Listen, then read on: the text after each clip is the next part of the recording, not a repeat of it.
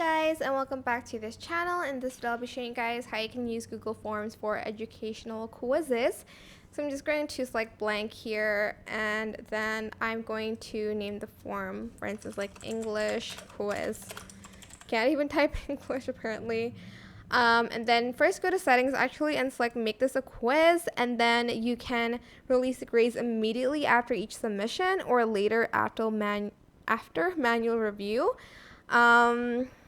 I'm just going to select immediately after each submission, but you can select later after manual review. So here, for instance, you'll have like the question, what, okay, maybe I'm just going to do math quiz because I don't really want to think that much. What is 1 plus 1, for instance? And then there's like 2, and then there's like 6, and then there's like 9. I don't know. And there's 4.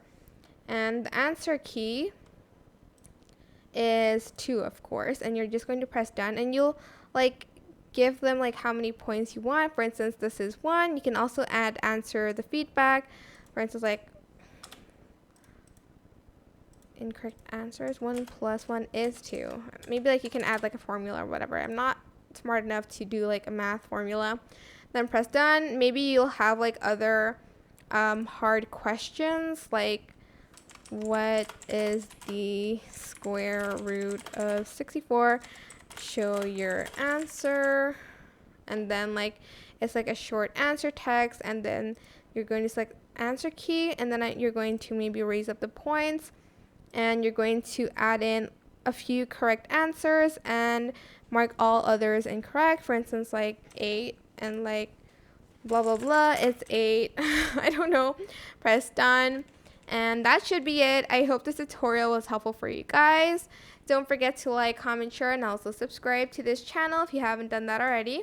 If you have any questions, just leave it in the comment section down below, and I'll try my best to answer them all for you guys.